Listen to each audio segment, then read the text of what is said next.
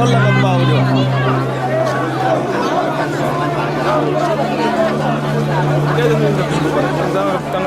Sénégal la jëm.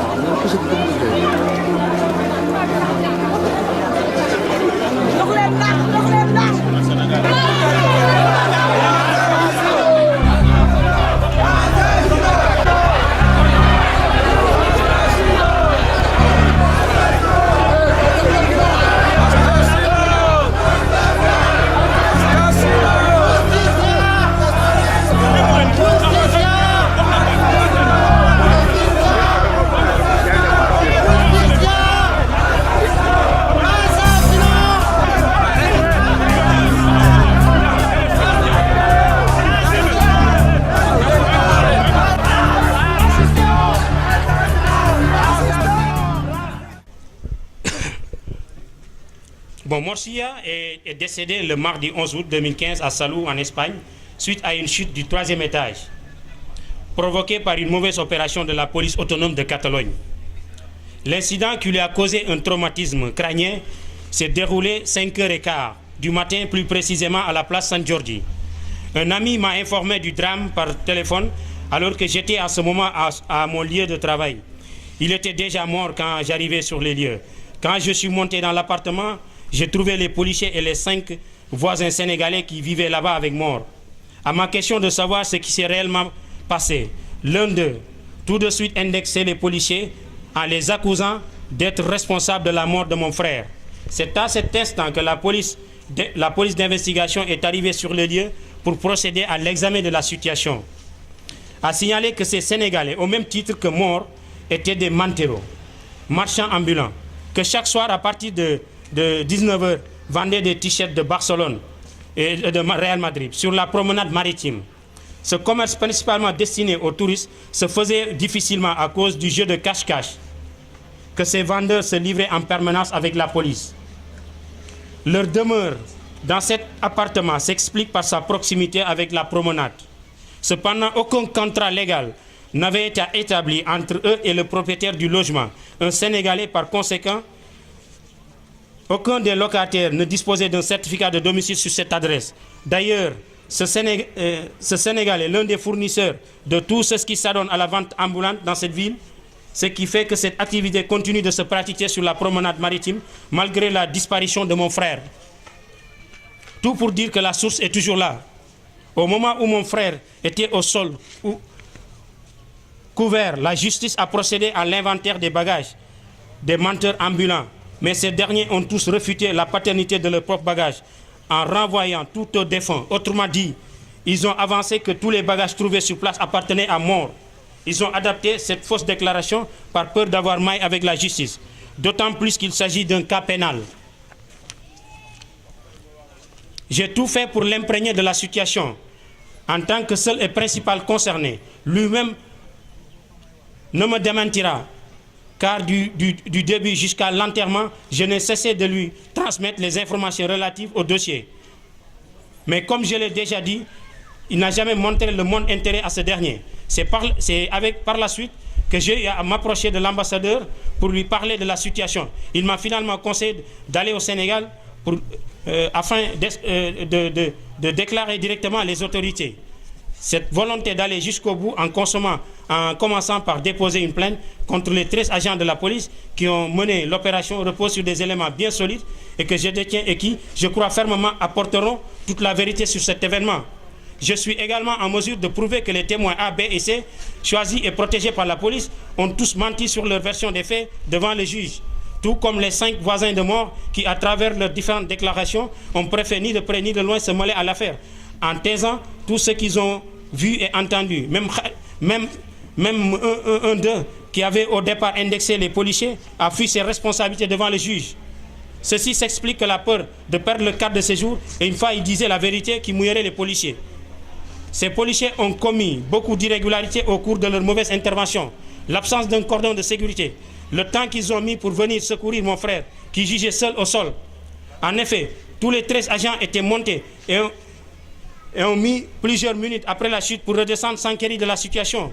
Le non-respect de l'heure d'intervention. Le juge avait fixé le début de l'intervention à partir de 6 h du matin. En été, C'est-à-dire à partir de cette heure que ça commence à s'éclairer. Et les agents ont entré dans l'obscurité dès 5h30 dans l'appartement pour l'entamer. À ces illégalités s'ajoutent beaucoup d'autres incohérences sur l'opération et les éléments fournis par la police.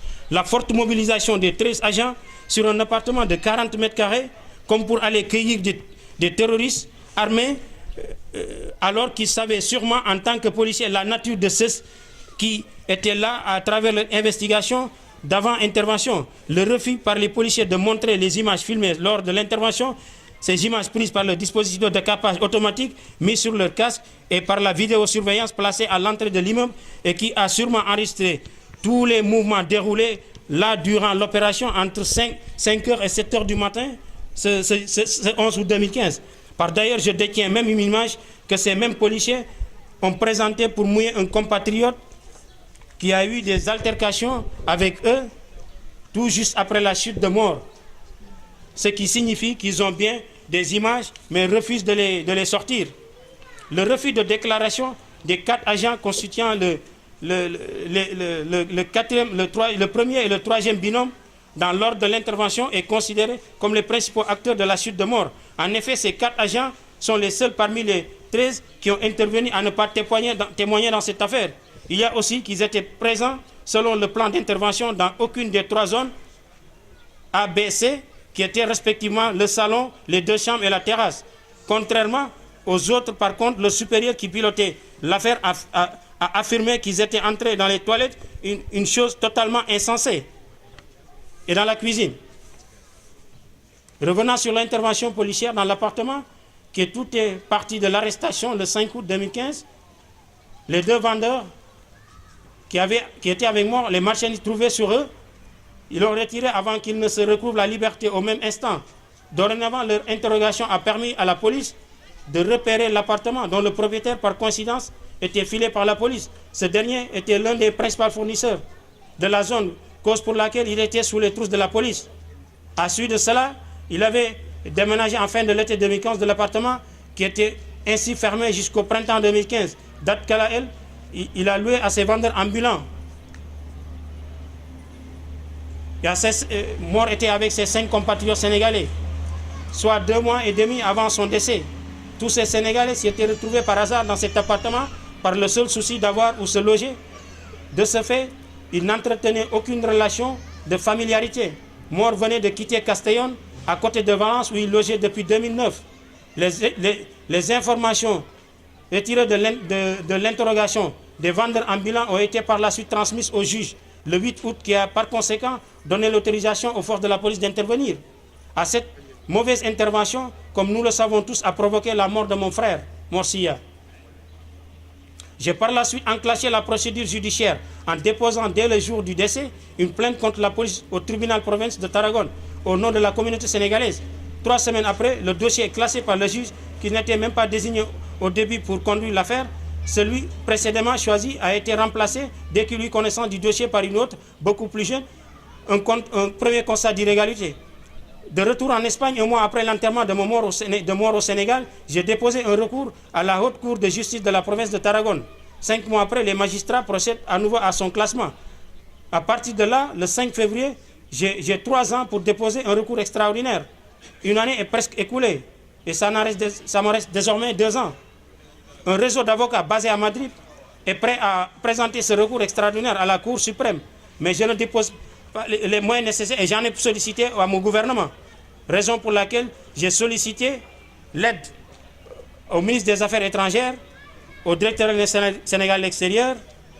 Le document est transmis au consul, mais malheureusement, ne l'a pas toujours transféré à ses autorités sénégalaises. Une grande faille de ce dernier qui ne joue pas son rôle d'interlocuteur, sur lequel je ne cesse jamais de l'informer. Son désintérêt s'est manifesté le jour. À son arrivée, il a été pris et parti et hué par les Sénégalais, très fâché et remonté par le supposé responsable, qu'il accuse en général de corruption et d'être en connivence avec les autorités locales, pour seulement sauvegarder leurs intérêts au détriment des immigrés. Après les incidents, pour moi, c'est quand Mort a essayé de rejoindre le salon, la terrasse, que ce binôme qui se trouvait quelque part dans l'appartement l'a retrouvé, soit pour le frapper sur la tête, soit pour le pousser, ce qui entraîne la chute. Le fait qu'il s'est tombé de dos avec la nuque ouverte renseigne clairement qu'il n'a pas volontairement sauté de la terrasse.